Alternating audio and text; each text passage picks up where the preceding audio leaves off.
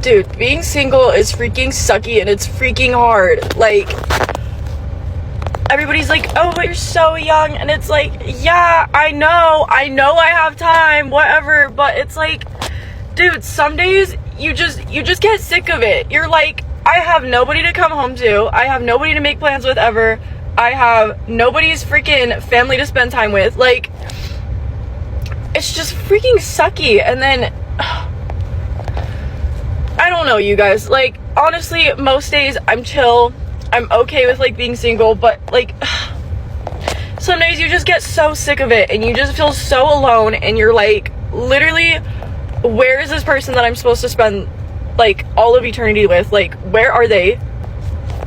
And it just gets hard and you're like, are they even coming? Like, genuinely, I don't know. Most people sense that something is deeply wrong with modern society, but very few are willing to say it out loud. The economy feels fragile, relationships feel transactional, and the future feels smaller than the past. What makes this moment different is not just what is breaking, but who has decided to stop holding it together. Stay with me until the end, because what I'm about to explain is not just about men walking away. It is about what happens to a civilization when the people who carried it decide they are done. Before we go any further, make sure you like the video, share it with someone who needs to hear this, subscribe to the channel, and click the notification bell, and select all if you want more Angry Guy content, and you want every single video the moment it drops. It helps the channel more than you realize, and it makes sure you do not miss what is coming next. I also want to tell you about Angry's Crypto Academy. If you are serious about protecting your assets, safeguarding what you have worked for, and learning how to buy, sell, and trade crypto the right way, then go check out Angry's Crypto Academy. It is linked in the description of this video, so take a moment and look at it now. If you are paying attention to the world around you, you already know why learning to protect yourself financially matters. And if you are enjoying these Angry Guy videos and want to show some direct support, you can buy me a Red Bull using the link in the description. It is a simple way to support the work and keep the content coming. Now let us get into it. There's a quiet shift happening that most people either refuse to acknowledge or are too distracted to notice. Millions of men are watching society weaken in real time, and instead of rushing in to fix it, they are stepping back. Not out of laziness, not out of fear, but out of clarity. For decades, men were told that their role was outdated, that their effort was unappreciated, and that their presence itself was a problem. Eventually, they listened. And once they walked away, they discovered something they had not felt in a very long time, which was peace. The economy is getting worse for the average person in ways that charts and headlines do not fully capture. Inflation is not an abstract concept when groceries cost more every month and wages fail to keep up. Housing feels permanently out of reach for many. The promise that hard work would lead to stability has been quietly broken. Traditionally, men were the ones expected to absorb this pressure, work longer hours, take on more stress, and still show up emotionally and financially for families and for society. But that expectation no longer comes with respect, gratitude, or even basic acknowledgement. Instead, men were told for years that they were replaceable, unnecessary, or worse. Social narratives painted them as obstacles rather than contributors. Institutions increasingly treated them as problems to be managed instead of people to be supported. When men raised concerns, they were dismissed. When they disengaged, they were blamed. Over time, many men reached a simple conclusion. If society does not value their effort, then society does not get their effort. History shows us that civilizations rarely collapse all at once. They erode slowly, usually after the people responsible for maintaining them lose faith in the system. The Roman Empire did not fall only because of invasions or economic strain. It fell because citizens stopped believing that participation was worth the cost. When men no longer see a future worth building, they stop building. When they no longer feel responsible for protecting something, they stop protecting it. For decades, men were told to step aside. They were told their ambition was toxic, their boundaries were unfair, and their standards were oppressive, so they stepped aside. And what they found in solitude was not misery, but relief. Without constant conflict, without endless demands, without being framed as villains, many men realized they could live simpler lives and feel better doing it. This is what people fail to understand. Men did not walk away in a dramatic protest. There was no single event, no grand announcement. It happened quietly, one decision at a time.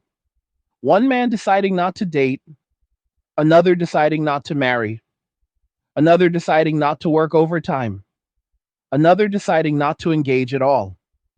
Over time, these individual decisions added up to a collective withdrawal. Men started cooking at home instead of spending money out. They started building home gyms instead of navigating uncomfortable public spaces. They started finding fulfillment in routines that required very little from society and offered very little back to it. Minimalism was not a trend for them, it was a strategy. And this is where the real consequences begin. Modern economies depend heavily on male participation, not just as workers, but as providers, taxpayers, and builders. Men contribute the majority of tax revenue in most developed nations. At the same time, consumer spending is driven heavily by women, much of it funded either directly or indirectly by men. When men stop chasing status, stop chasing relationships, and stop chasing validation, the entire cycle breaks. A man who works only enough to cover his basic needs, who does not pursue a family, who does not date, who does not spend excessively, is almost invisible to the system. He produces just enough and consumes very little. Multiply that by millions, and you begin to see why governments are nervous and why institutions are struggling to adapt. When policymakers respond by trying to squeeze more out of men through higher taxes or increased pressure, it backfires. Men simply reduce their participation further. They work less, they earn less, they need less. The harder the system pushes, the more men retreat. You cannot extract effort from someone who has nothing left to prove. This is what I have called the death of male desire. For most of history, male desire fueled progress. Men fought wars, built infrastructure, and endured hardship because they believed it would lead to love, family, legacy, or honor. When those rewards are removed or devalued, desire collapses inward. What remains is the desire for peace. A man who is not fighting for a family or a future will fight for his tranquility. And tranquility does not require participation in a system that feels hostile. Attempts to force engagement only create resentment. Mandating participation in work or relationships does not create commitment. It creates compliance without loyalty. We have seen this pattern before. When Kevin Samuels said that winter was coming, many dismissed it as rhetoric, but winter is not about punishment. Winter is about consequences. When resources become scarce and participation drops, everyone feels the cold. What makes this moment unique is that the withdrawal is not limited to one country. It is global. In the United States, projections show that a massive percentage of women in their prime years will be single and without children within the next decade. When single motherhood is included, the numbers grow even larger. These are not just statistics. They represent millions of lives navigating a future that looks very different from what was promised. In East Asia, particularly in places like South Korea and Japan, the situation is even more stark. Birth rates have collapsed, not because women stopped wanting families, but because men stopped engaging entirely. The common narrative blames female movements that reject traditional relationships, but that explanation misses the larger picture. What actually happened is that men responded to social and institutional pressure by disengaging strategically. When new rules made normal interactions risky, men adjusted. When workplace dynamics became adversarial, men stopped mentoring and started competing. When entertainment was reshaped in ways that no longer appealed to them, men stopped watching Each response was logical, measured, and cumulative. The result was not conflict, but separation. Men began building parallel spaces that did not require female participation. Online communities, skill based networks, decentralized work models, and male focused media ecosystems flourished. These spaces did not emerge out of hostility, they emerged out of necessity. Men needed environments where they could speak freely, collaborate, and grow without constant scrutiny or accusation. This shift is visible everywhere if you know where to look. Financial content increasingly speaks directly to male audiences. Gaming commentary now regularly addresses broader cultural issues. Analytical channels apply logic and data to topics that were once treated purely emotionally. Men are no longer waiting for validation from mainstream institutions. They are building alternatives. At the same time, many women remain largely unaware of how much has changed until they feel the absence. Dating spaces feel emptier. Social venues struggle to survive. Entire industries that relied on male spending are shrinking. Restaurants, nightlife, gyms, and entertainment spaces that once thrived on male participation are now unstable. This is not because men are angry. It is because they are absent. When men stop approaching, stop paying, and stop engaging, the environment changes rapidly. Places that once felt lively become quiet. Systems that depended on constant male input begin to strain. And when those systems fail, the blame is often misplaced. What is happening now is not revenge, it is disengagement. Men did exactly what they were told to do for years. They went away. And in going away, they discovered that their presence had been far more valuable than they were ever told. As technology advances, this divide is likely to widen. Artificial intelligence and automation are already reshaping labor markets. Men are adapting by learning new skills, exploring decentralized finance, trading, and peer to peer exchange. These systems reward independence and self reliance, traits that men are already cultivating. Women, on the other hand, were encouraged to rely on institutional support that is now weakening. As public resources strain under debt and inefficiency, those promises become harder to keep. The safety nets that replaced traditional partnership are fraying, and there is no easy replacement. The uncomfortable truth is that many women are only now realizing how much they depended on male participation to sustain the world around them. Not because men owed them anything, but because society itself was built on a balance that no longer exists. Tough times are here. The 9 to 5 is history, and the creator economy is taking over. Join Angry's Creator Academy to learn how to build a thriving online business from scratch with minimal investment. Ditch the daily grind and flourish while others falter. Plus, sign up now and get our online business blueprint free. The Academy is linked in the description below. Go check it out now. Men are not returning to old roles out of guilt or pressure. They are not rushing back to rebuild systems that push them out. They are choosing carefully where to invest their time, energy, and resources. And in most cases, they are choosing themselves. This is why the panic you see online feels so sudden. It is not sudden at all, it is delayed awareness. For years, men quietly adjusted.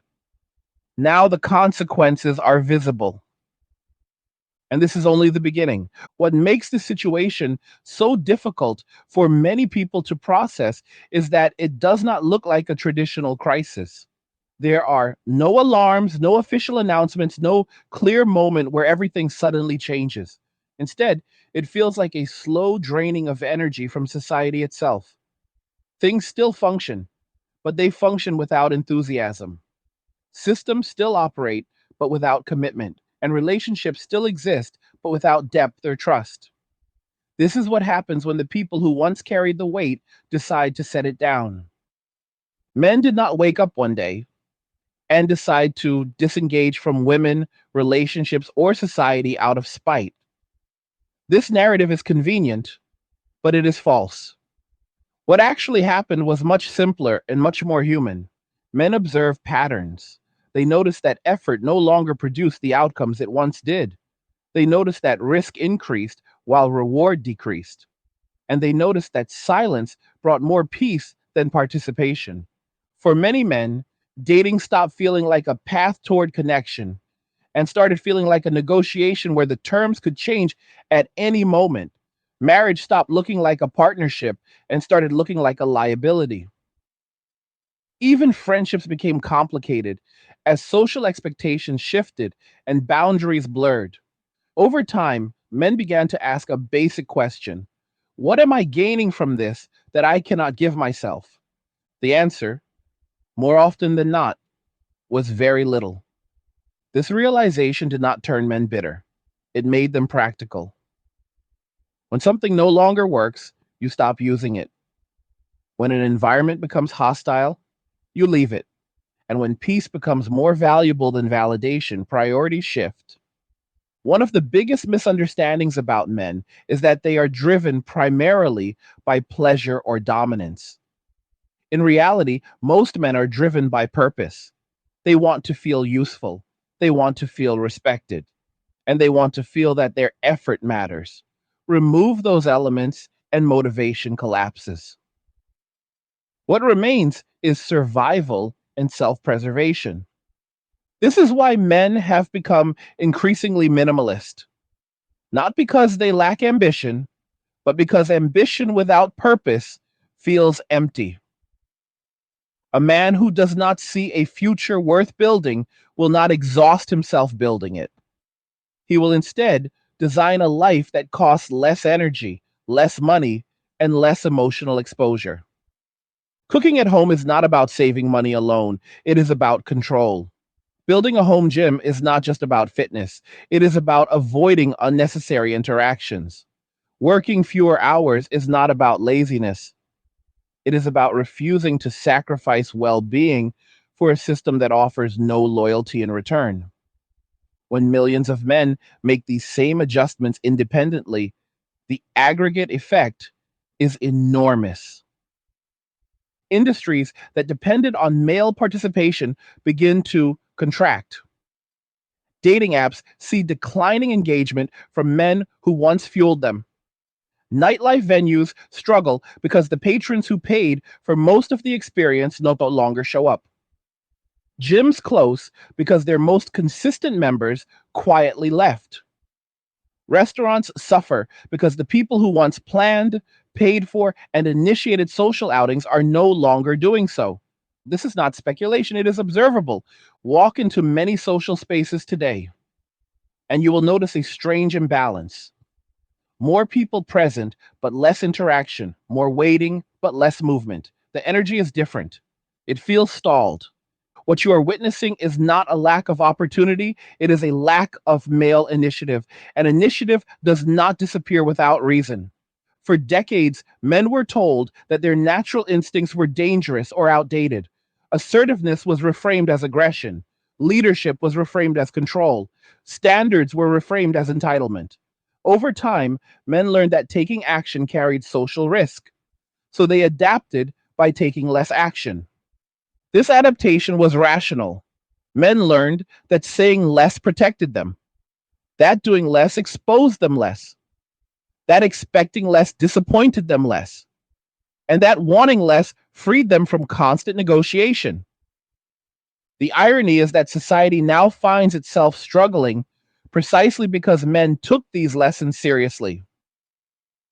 The tax base shrinks not because men are evading responsibility, but because they are earning less by choice.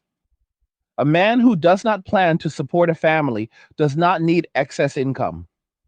He does not need a large home, luxury goods, or constant upgrades. His expenses shrink, and with them, his contribution to consumption driven economies. This creates a feedback loop. Governments reliant on tax revenue respond by increasing pressure on remaining contributors. Businesses respond by cutting costs and reducing quality. Services decline, trust erodes, and the incentive to participate drops further. At no point does anyone stop to ask the foundational question: why did the contributors leave? Instead, blame is assigned. Men are accused of checking out, of being unmotivated, of lacking direction. But this framing ignores the fact that men did not lose direction. They changed direction. Many men have redirected their focus inward. They invest in skills that benefit them directly. They learn trades, technology, or financial systems that do not require institutional approval. Cryptocurrency, decentralized finance, bartering, remote work, and peer to peer exchange all appeal to men who value autonomy and transparency. These systems reward competence rather than compliance. They do not require social approval, and they allow men to interact on their own terms. This shift has also created parallel economies, spaces where men trade skills, services, and knowledge with other men, spaces that operate quietly, efficiently, and without fanfare.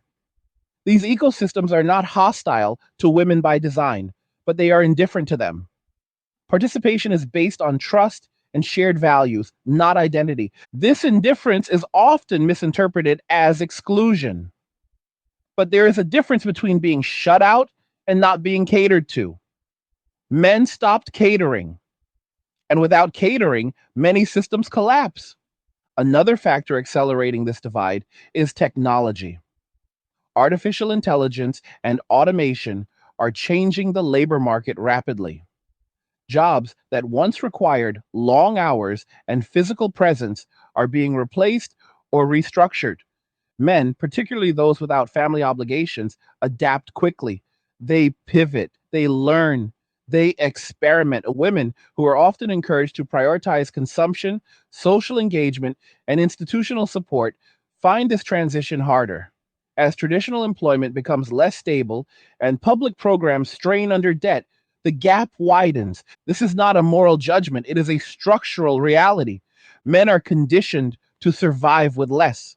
Women are conditioned to expect more from systems and relationships. When systems fail and relationships disappear, the impact is uneven.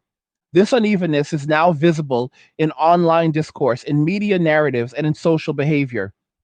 There is a growing sense of urgency in conversations directed at men.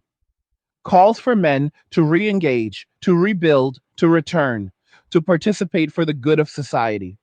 But participation cannot be commanded, it must be earned. Respect cannot be demanded, it must be demonstrated. And loyalty cannot be coerced, it must be reciprocated.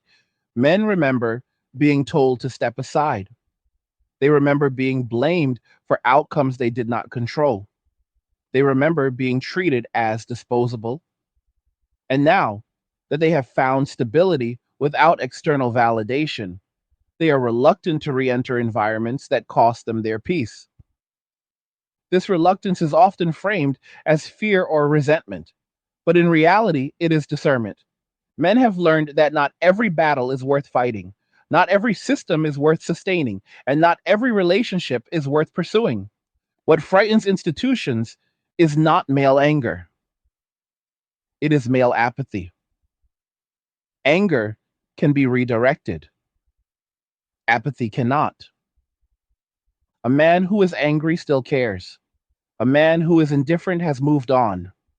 This is why attempts to shame men back into participation fail. Shame only works on people who still seek approval. Men who have walked away no longer do.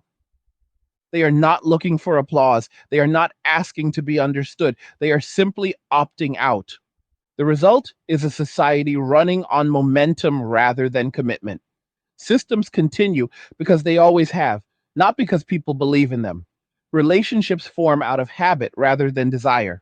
And progress slows because the engines that once drove it are idling. Like, this is not the end of society, but it is the end of a particular social contract, a contract where men gave effort, protection, and provision in exchange for respect, partnership, and purpose. When that exchange broke down, men renegotiated individually, and collectively, that renegotiation has reshaped the world. The question now is not whether men will come back.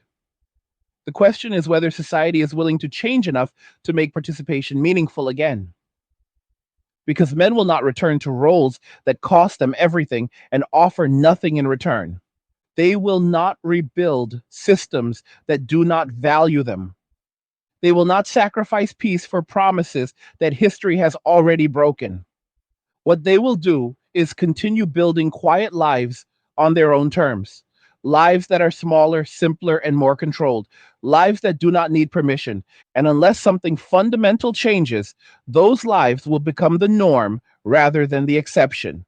One of the most uncomfortable aspects of this shift is that it forces people to confront a truth they would rather avoid. Systems do not collapse because people are malicious. They collapse because participation becomes irrational. When the cost of engagement consistently outweighs the benefits, disengagement is not rebellion. It is adaptation. Men adapted. They adapted quietly, without protest signs or slogans. There was no unified movement or manifesto. There was simply a growing number of men who made the same internal calculation and reached the same conclusion. If the safest path is solitude, then solitude becomes the destination. What makes this especially difficult for institutions to address is that there is no clear lever to pull. You cannot stimulate desire with policy. You cannot legislate meaning. You cannot mandate purpose. And once men detach their identity from external approval, the usual incentives lose their power. This is why traditional messaging no longer works. Appeals to responsibility fall flat when responsibility has been framed as burden rather than honor. Appeals to community feel hollow when community has been experienced as conditional. Appeals to sacrifice feel manipulative when sacrifice has not been reciprocated. For many men, the realization came gradually. A relationship that demanded constant compromise without appreciation. A workplace that expected loyalty without security. A culture that highlighted male failure while ignoring male contribution. None of these alone caused withdrawal. Together, they made continued engagement feel unreasonable.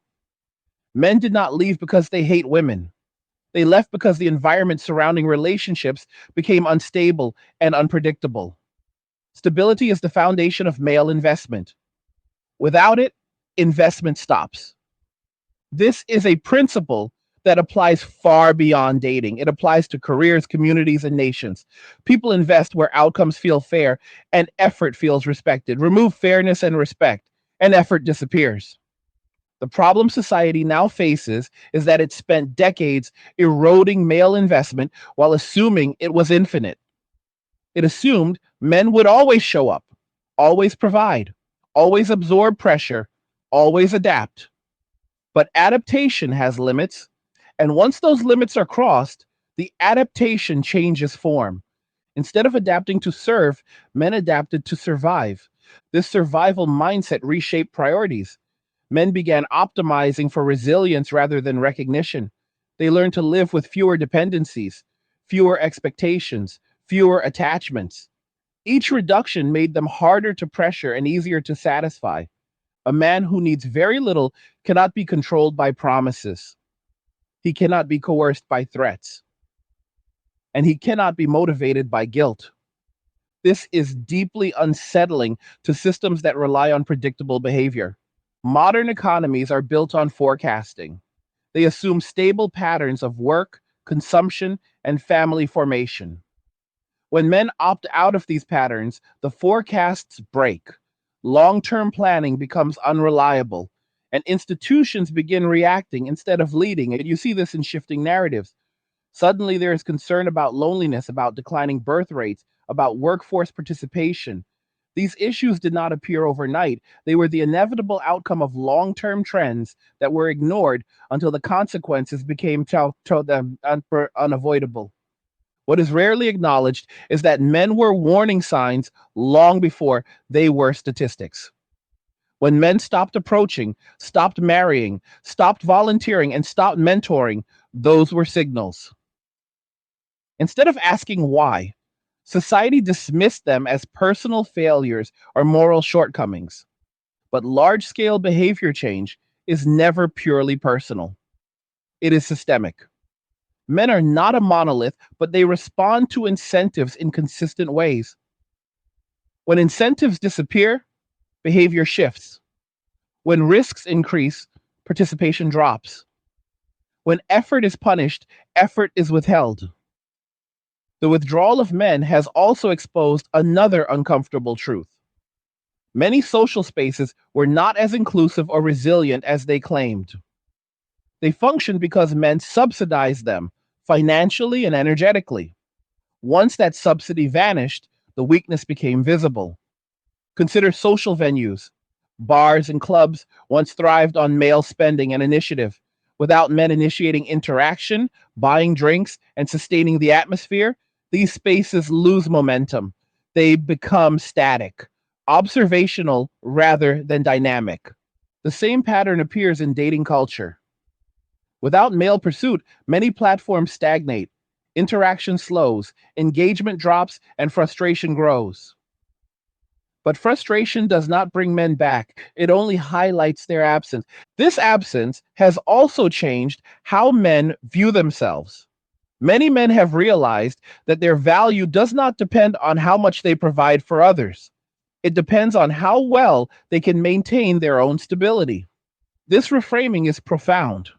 For generations, men were taught that their worth was external, that they mattered because of what they could do for someone else.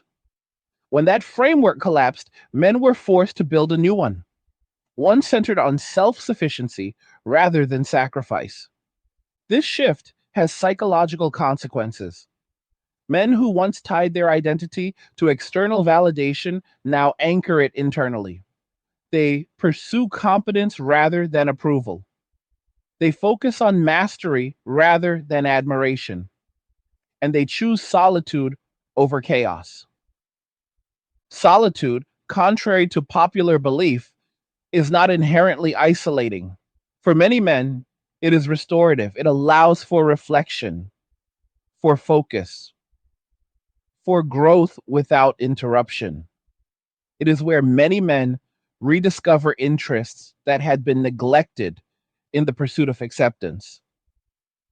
This rediscovery is visible in how men spend their time learning, training, building, investing, preparing. These activities do not require applause, they require discipline, and discipline thrives in quiet. As more men embrace this path, the social landscape shifts further. Communities become fragmented, interactions become transactional, trust erodes because shared goals disappear. Without men acting as stabilizers, volatility increases. And this volatility affects everyone, not just men.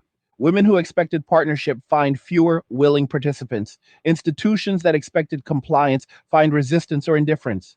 Governments that expected revenue find shortfalls.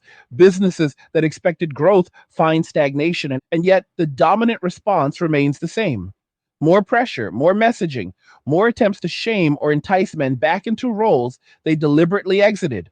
This approach fails because it misunderstands the core issue. Men did not leave because they felt excluded. They left because they felt expendable, and expendability destroys loyalty. A man who believes he can be replaced easily has no incentive to invest deeply. Why sacrifice for something that signals it does not need you? Why commit to something that frames you as optional? Once men internalize this, the bond is broken. The irony is that many of the systems now struggling were built by men who believed in shared responsibility and mutual benefit. Those men are aging out. The younger generation, having observed the outcomes, is choosing differently. They are not repeating the same mistakes. They are not entering arrangements where the risk is asymmetric. They are not committing to structures that penalize them disproportionately. They are not chasing ideals that no longer match reality. Instead, they are building lives that function independently of social approval, lives that can withstand institutional failure, lives that do not require constant negotiation. This is why parallel systems are growing. Informal networks, skill exchanges, digital communities. These structures are flexible, adaptive, and resistant to centralized control. They operate on trust and competence rather than status. Men thrive in these environments because they reward contribution directly. There is no moral theater, no performative obligation, just value exchanged for value. This model is not new, it is ancient, and it reemerges whenever centralized systems lose credibility. What makes the current moment different is the scale and speed of the shift. Technology accelerates everything, information spreads faster, adaptation happens quicker, and once a critical mass disengages, the momentum becomes self sustaining. Men see other men opting out and thriving. This validates the choice, it reduces fear, and it normalizes withdrawal. At that point, the question is no longer why men are leaving, it becomes why anyone would stay. This is the crossroads society now faces. Either the social contract is rebalanced in a way that restores meaning, fairness, and mutual respect, or disengagement becomes permanent, not because men are hostile, but because they are content without participation. Contentment is the hardest state to disrupt. A dissatisfied man might return if promised improvement. A content man has no reason to risk his stability. This is why the conversation feels stuck. One side is asking for sacrifice. The other side has already moved on. Until this gap is acknowledged honestly, the divide will continue to widen, and the longer it widens, the harder it will be to bridge. What few people are willing to admit is that this moment did not arrive by accident. It was engineered slowly through incentives, narratives, and institutional choices that underestimated human nature. Men were told repeatedly that their role was no longer needed, that their instincts were outdated, and that their contributions were easily replaceable. At the same time, they were still expected to carry the same burdens quietly and without complaint. That contradiction could not hold forever. When men finally stepped back, the silence was mistaken for weakness. In reality, it was resolution.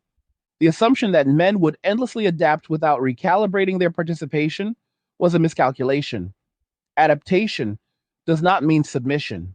It means survival, and survival sometimes requires withdrawal. This is why the current situation feels so confusing to those who still believe that pressure can restore balance. Pressure only works when people are invested in the outcome. Men who have already detached emotionally and materially from the system are immune to it. Consider how many men now structure their lives around autonomy. Remote work, contract based income, self directed learning, and digital assets all reduce dependency on traditional institutions. These choices are not ideological, they are practical. Each layer of independence reduces vulnerability. Men who live this way do not need approval from employers, validation from partners, or reassurance from society. Their needs are met internally and materially. That makes them difficult to motivate through conventional means. This is why messaging aimed at bringing men back into the fold often misses its mark. It assumes men are dissatisfied. But dissatisfaction is not the prevailing emotion. Relief is. For many men, disengagement removed constant friction from their lives. No more navigating unclear expectations. No more defending normal behavior. No more negotiating value. The absence of conflict created space for clarity. Clarity changes everything. When a man gains clarity, he stops chasing illusions. He stops confusing attention with affection. He stops mistaking obligation for purpose. And once those illusions fall away, it is nearly impossible to convince him to rebuild them. This is where the historical parallel becomes unavoidable. Civilizations often collapse not because of external enemies, but because internal cohesion dissolves. When the people who once upheld shared values no longer believe in them, the structure becomes hollow. Men historically formed the backbone of that cohesion through labor, defense, and infrastructure. When men withdraw, the backbone weakens, not dramatically, but steadily. The collapse does not announce itself. It reveals itself through shortages, inefficiencies, and social fragmentation, through declining trust, through institutions that feel performative rather than functional. We are already seeing these signs. Public discourse grows louder but less productive. Solutions are proposed but rarely implemented effectively. Responsibility is diffused. Accountability is avoided. And the gap between rhetoric and reality widens. Men observe this and choose distance. Distance protects them from disappointment. Another aspect rarely discussed is how male withdrawal changes female behavior, not because women are inherently dependent, but because systems were built on complementary roles. When one side disengages, the other must compensate. But compensation without preparation creates strain. Many women were encouraged to believe that institutional support could fully replace partnership, that the state, the market, or social networks would fill the gaps left by absent men. For a time, this seemed plausible, but institutions operate on resources, and resources require contributors. As male participation declines, institutional capacity shrinks, support programs strain, public services degrade, promises become harder to keep. At that point, the absence of men becomes visible not as a social issue, but as a logistical one. Who builds? Who maintains? Who pays? Who shows up consistently? These questions cannot be answered by ideology. They are answered by participation. The uncomfortable reality is that men were never simply participants. They were anchors, and anchors do not announce when they are lifted. The drift only becomes obvious later. This is why attempts to reframe male withdrawal as immaturity or irresponsibility fall flat. Men who have opted out are often more disciplined, more focused, and more self aware than they were before. They are not avoiding responsibility. They are choosing which responsibilities are worth carrying. This discernment is the result of experience, not bitterness. Men learned that many of the expectations placed on them were asymmetrical. They were expected to give without assurance of reciprocity, to commit without guarantees, to sacrifice without recognition. Over time, that equation lost its appeal. Once a man internalizes that his well being is not contingent on external approval, he becomes selective.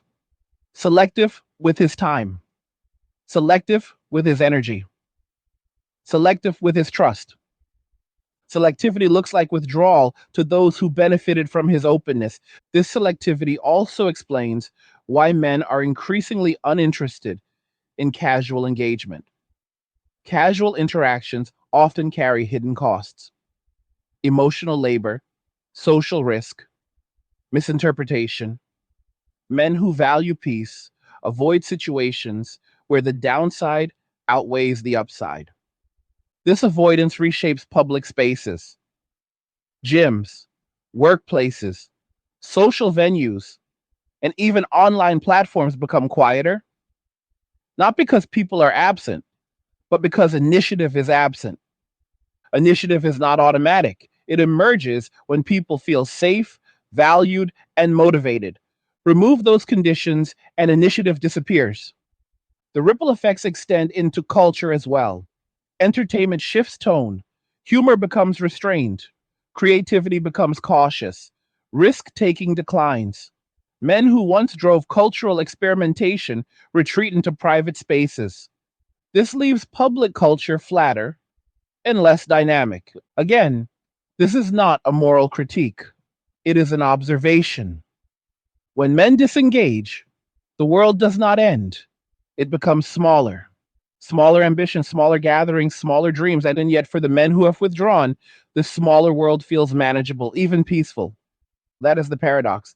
What feels like decline to institutions feels like relief to individuals. This gap in perception is why the conversation feels so fractured. One side sees loss, the other sees freedom. Until this difference is acknowledged, solutions will remain out of reach. Another factor Accelerating disengagement is the erosion of trust. Trust is the foundation of cooperation. When trust collapses, cooperation becomes costly. Men have grown cautious because trust has been repeatedly violated in relationships, in workplaces, and public narratives. When men were told one thing and experienced another, they learned to rely on their own judgment instead. Self reliance is empowering, but it is also isolating. Men accept this trade off willingly because the alternative feels worse. This acceptance marks a turning point. Once a man prefers isolation to participation, the system has lost him. Rebuilding trust requires more than messaging. It requires structural change, clear expectations, balanced risk, genuine reciprocity. Without these elements, calls for unity ring hollow.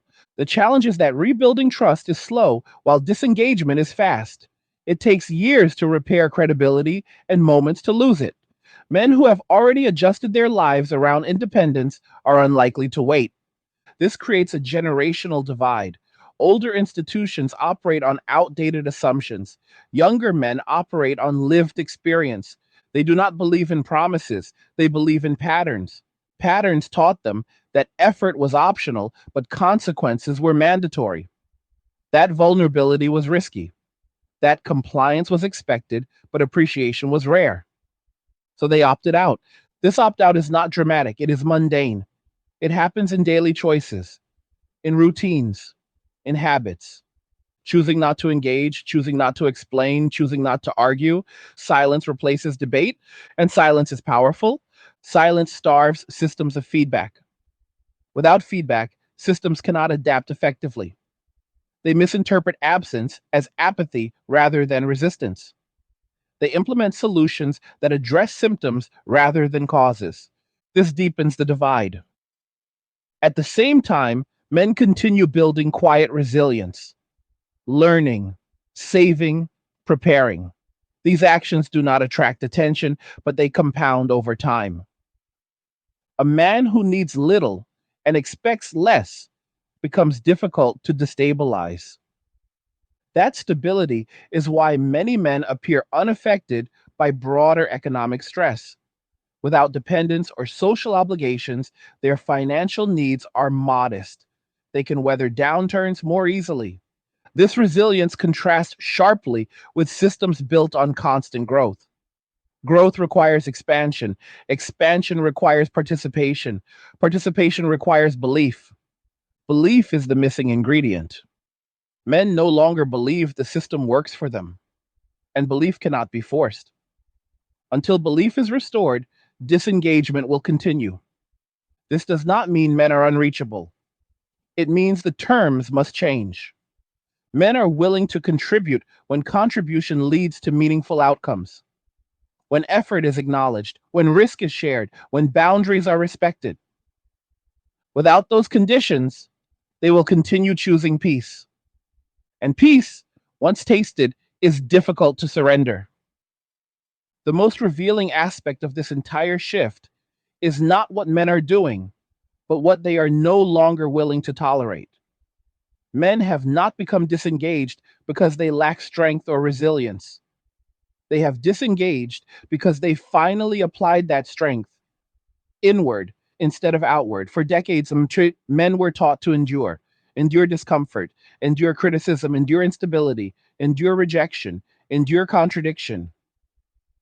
Eventually, endurance without purpose becomes self harm. At some point, men stopped asking how much they could take and started asking why they were taking it at all. That question changes everything. Once a man asks why, he cannot unask it. He begins examining every expectation placed on him, every obligation assumed, every demand framed as normal. And when those expectations fail to justify themselves, he releases them. This is not nihilism, it is discernment. Discernment is dangerous to systems that rely on unexamined compliance. Men realized that much of what they were told was necessary was simply customary. Much of what they were told was moral was actually political. And much of what they were told was inevitable was merely habitual. Habits can be broken. And this realization has reshaped male psychology in ways that are still poorly understood. Men are no longer orienting their lives around external validation.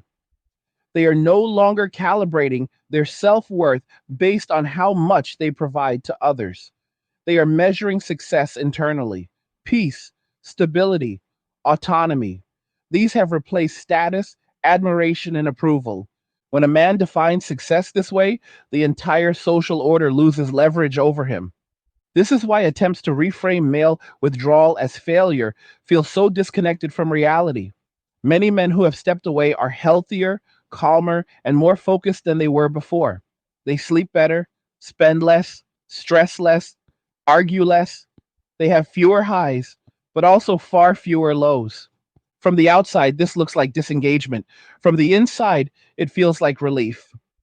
The cultural narrative still assumes that men need society more than society needs men. That assumption is proving false. Men need structure, not society. And structure can be self generated. This distinction matters. Society offers socialization, recognition, and belonging. Structure offers routine, control, and predictability. Men prioritize the latter when the former becomes unstable. This is why many men now live quietly, deliberately, and without explanation. They have no need to broadcast their choices. Silence protects them from interference. Interference was the tax they paid for participation. The removal of interference is addictive. This is also why attempts to lure men back with surface level incentives fail. Men are not looking for entertainment. They are not looking for attention. They are not looking for approval. They are looking for environments that do not demand constant negotiation of their existence. Until such environments exist, they will remain where they are. Another uncomfortable truth is that many of the systems now struggling relied on male self sacrifice as a hidden subsidy.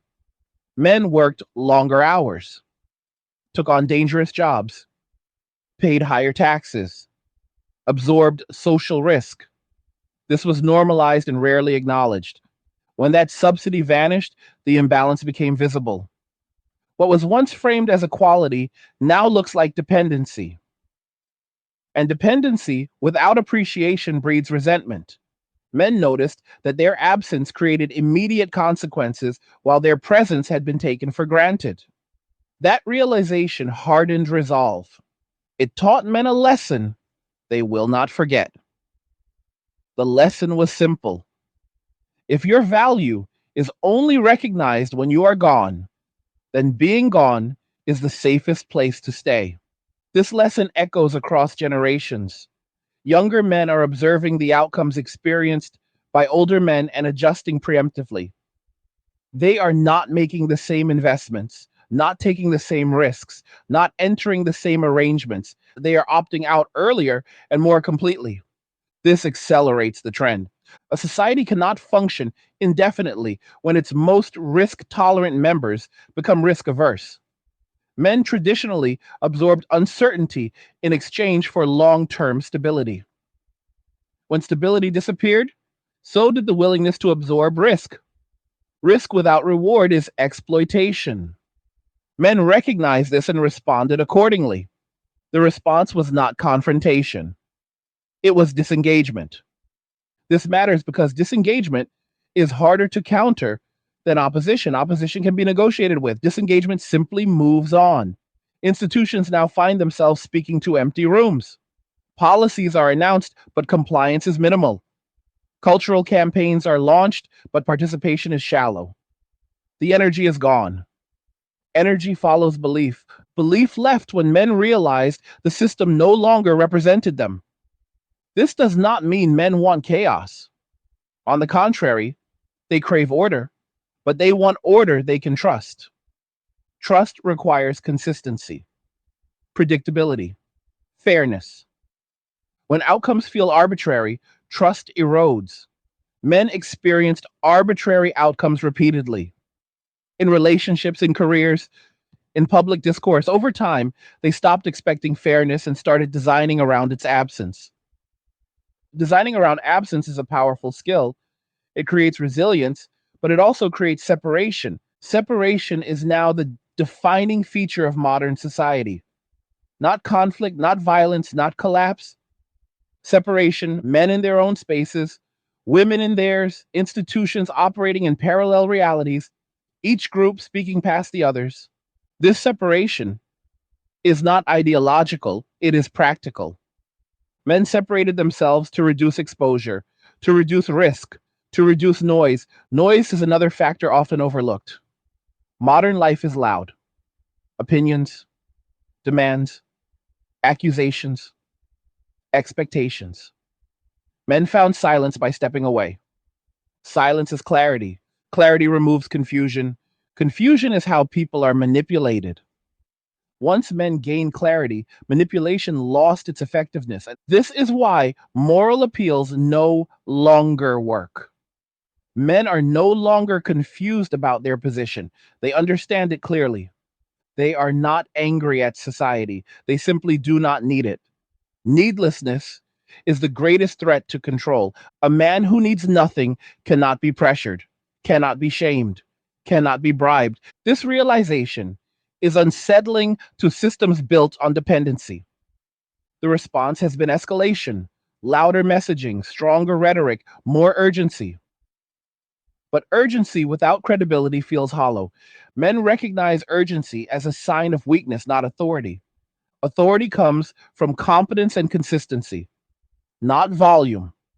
The louder the call for men to return, the more obvious it becomes that their absence matters.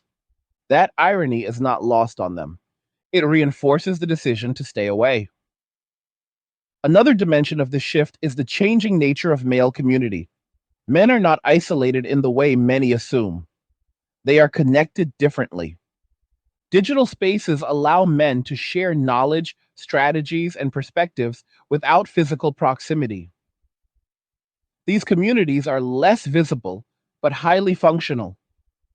They focus on problem solving rather than performance. There is little interest in appearances, little tolerance for emotional manipulation, high value placed on clarity and results. These communities thrive because they meet male needs efficiently. Contrast this with traditional social spaces that demand emotional labor without offering resolution. Men avoid those environments because they drain rather than replenish. This avoidance is rational. Men invest where return is measurable. As these alternative networks grow, they further reduce reliance on mainstream institutions. Advice comes from peers, not authorities. Support comes from competence, not sympathy. This creates a parallel culture that operates quietly alongside the dominant one. Parallel cultures rarely reintegrate without significant reform. The longer they exist, the more self sufficient they become. This is where we are now. Men have not disappeared, they have relocated. They are still working, still building, still learning, but they are doing so outside the frameworks that once defined success. This relocation is not temporary. Men who have tasted autonomy rarely give it up willingly. The only force strong enough to bring them back would be a system that genuinely values them, protects them, and rewards them fairly. Such a system does not currently exist. Until it does, disengagement will continue. Not loudly, not angrily, but steadily. And steady change is the most difficult to reverse. At the end of all of this, what society is really facing is not a crisis of masculinity, but a crisis of incentives. Men did not disappear. They recalculated. They observed the outcomes of participation and compared them to the outcomes of withdrawal. When withdrawal produced better mental health, greater stability, and fewer risks, the choice became obvious. This recalculation was not emotional, it was rational. Men are often portrayed as impulsive or reckless, but when it comes to long term investment, men are extremely logical. They commit when the structure makes sense, they withdraw when it does not.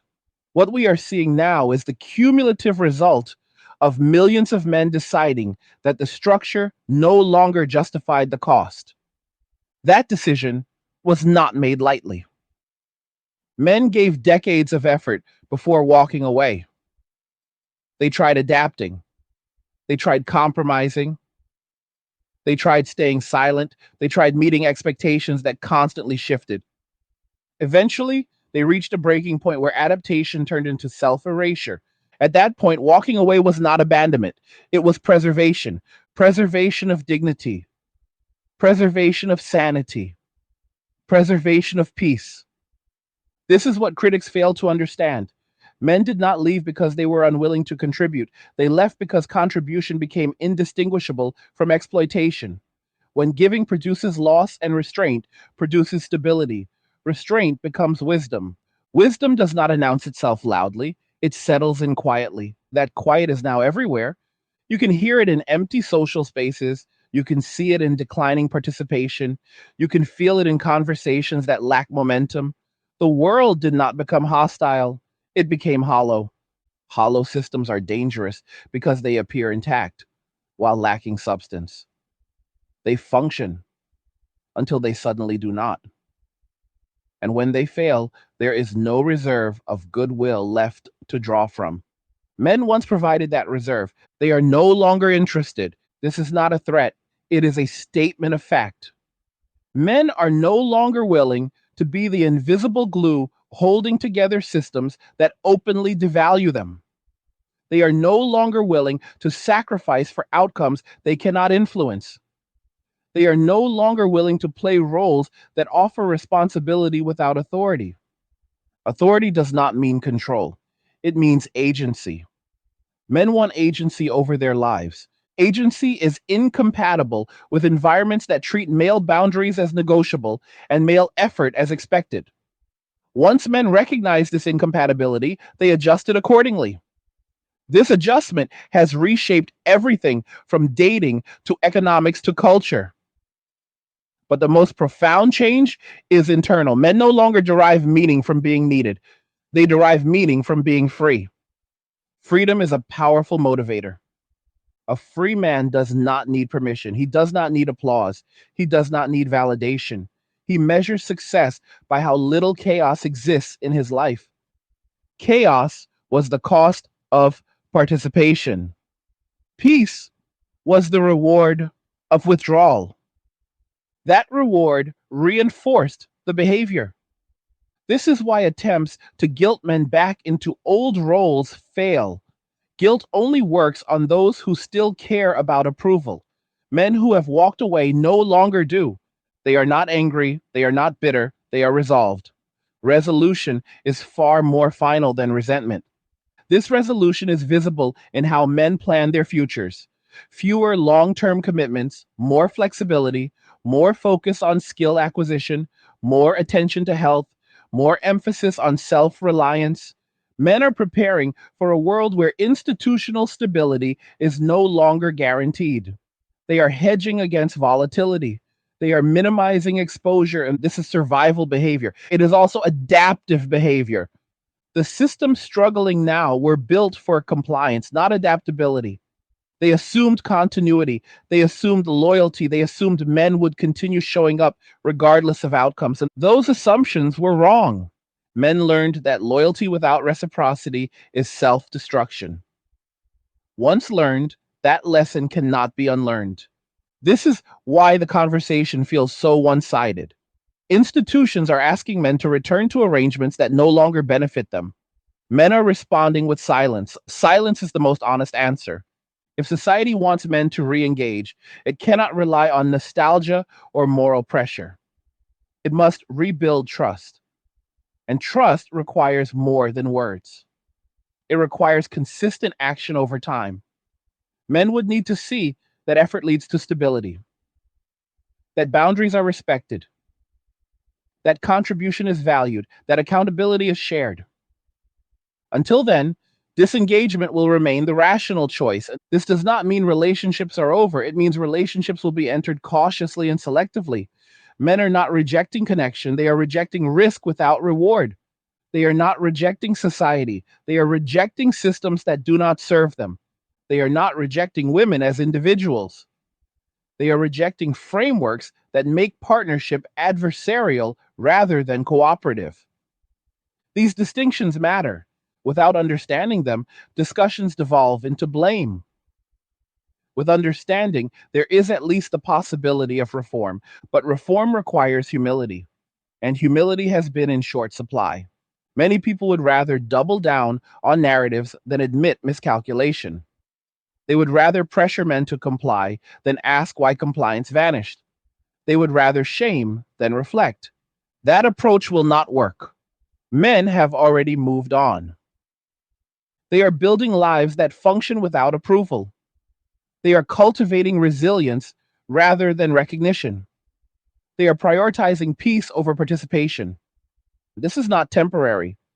Once a man restructures his life around independence, he rarely returns to dependency willingly. The comfort of self governance is too strong. The irony is that men who have stepped away are often more capable than ever. They are disciplined, focused, strategic. They have simply redirected their capacity inward. What society lost was not male ability, it lost male willingness. Willingness is fragile. Once broken, it is difficult to restore. This is the reality we are now confronting. The future will not be rebuilt through force or messaging. It will be rebuilt, if at all, through genuine change, through systems that recognize men not as tools, but as stakeholders. Whether that happens remains to be seen. What is certain is that men will not sacrifice themselves for systems that do not respect them. They have learned the cost. They have chosen peace, and they are not looking back. Now, I want to hear from you. What did you think about what we discussed today? Do you agree with this assessment, or do you see things differently? Leave a comment below and share your thoughts, because these conversations matter and they shape where things go next. Like the video if you like it. Don't forget to subscribe. And if you like the video, share the video. And just remember that all roads lead to MWA, men walking away, and cheers. Nothing says you care like crypto. Nothing can compare. Nothing says you care like crypto. Oh, nothing can compare to crypto.